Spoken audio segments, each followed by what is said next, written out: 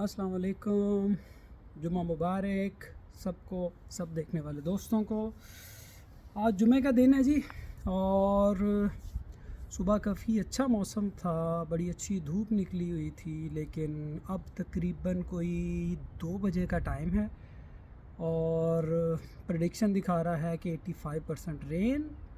This is the beauty of UK weather. इसको हम England के मौसम की ब्यूटी भी कह सकते हैं और वर्स्ट पार्ट भी कह सकते हैं, क्योंकि आपको किसी टाइम दिखाएगा धूप और किसी टाइम दिखाएगा बारिश। Is a different matter.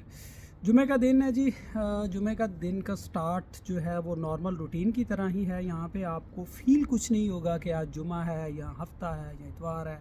It's a Saturday, Sunday और मंडे, क्योंकि रूटीन सेम रहती है। सैटरडे संडे को थोड़ा सा डिफरेंट होता है, क्योंकि आपको ऑफ होती है सैटरडे संडे, और आप अपने जो आपके ज़रूरी काम हैं, जो भी चीज़ें हैं, वो आप मैनेज कर सकते हैं। लेकिन जुमे वाले दिन सेम रूटीन है। It's not like a middle east, not like अ पाकिस्तान।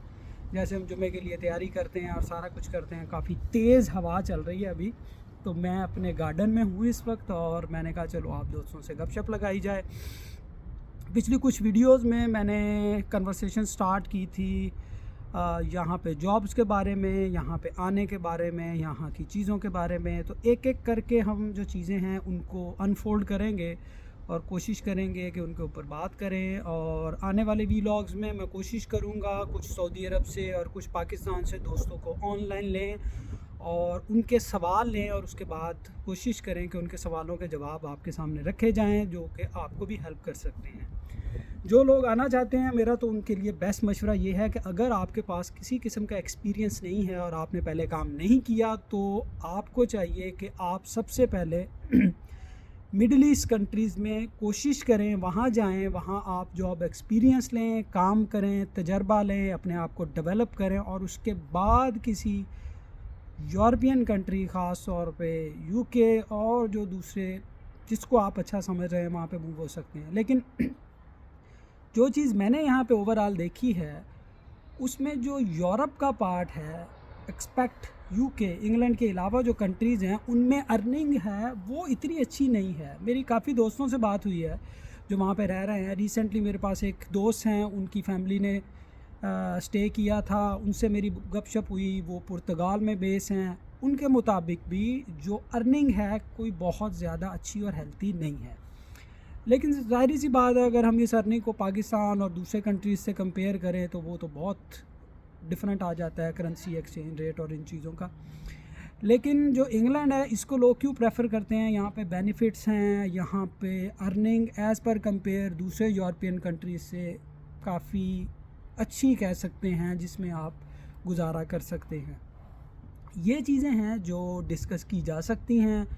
ये चीज़ें भी डिस्कस की जा सकती हैं कि अगर आप मूव करना चाहते हैं तो आप किस कंट्री में मूव करें। ये चीज़ें आ जाएंगी सेकंड स्टेज पे, लेकिन पहले आपको प्रिपेयर करना पड़ेगा अपने आप को कि अगर आप शिफ्ट होना चाहते हैं, या अगर आप अपने आप को देख रहे हैं कि आप पाकिस्तान में सर्वाइव नहीं कर रहे हैं, तो हर चीज़ के लिए आपको प्लान करना पड़ता है। आपको प्लान करना पड़ेगा, आपको अपने आप को डेवलप करना पड़ेगा, क्योंकि अगर आप किसी भी जगह जॉब के लिए जाएंगे या काम करने के लिए जाएंगे, जब तक आप तैयार नहीं होंगे आपको कोई अपॉर्चुनिटी नहीं देगा। तो मेरा तो मशवरा सबके लिए यही है कि अगर आप ग्रास रूट लेवल से स्टार्ट कर रहे हैं, आपका अभी बिगनिंग है, तो आप टेक्निकल कोर्सेज़ कीजिए, टेक्निकल स्किल्स लीजिए, क्योंकि यूरोप आने के लिए, ख़ास तौर पे यूके आने के लिए और दूसरे कंट्रीज़ जो इंग्लिश कंट्रीज़ हैं वहाँ जाने के लिए टेक्निकल स्किल्स का होना बहुत ज़रूरी है। ख़ास तौर पे जो यूके है वो भी वर्क परमिट उन्हीं लोगों को दे रहा है जिनके पास टेक्निकल स्किल्स हैं। यहाँ पे एक लिस्ट जारी की जाती है जिसको कहते हैं ऑक्यूपेशन शॉर्टेज लिस्ट। उस लिस्ट में सारी कैटेगरीज डिफ़ाइन की जाती हैं कि अगर स्पॉन्सरशिप दी जाएगी तो किन कैटेगरीज़ में दी जाएगी। तो आप बिलीव करें, उसमें 90% कैटेगरीज़ वो हैं जिनमें टेक्निकल बंदों की इनको ज़रूरत है, इलेक्ट्रिशियंस की ज़रूरत है, एसी टेक्नीशियंस की ज़रूरत है, मैकेनिकल इंजीनियर्स की ज़रूरत है, प्लम्बिंग इंजीनियर्स की ज़रूरत है। मतलब कि इंजीनियरिंग से रिलेटेड जितनी फील्ड हैं सब बंदों की इनको ज़रूरत है। तो उसमें क्या है कि जब तक आपके पास उस फील्ड का एक्सपीरियंस नहीं है, या जब तक आपने उस फील्ड में काम नहीं किया, डिग्री आपने ले ली, ये है फर्स्ट स्टेज। सेकंड स्टेज है आपने काम करना है, आपने एक्सपीरियंस लेना है, आपने उसके बारे में पढ़ना है, आपने उसके बारे में सर्च करनी है, आपने काम करना है। जब आपने काम किया हुआ है, जब आपने एक्सपीरियंस लिया हुआ है, तो फिर कंपनीज़ जो हैं वो बहुत हैप्पी हैं आपको वर्क परमिट देने के लिए।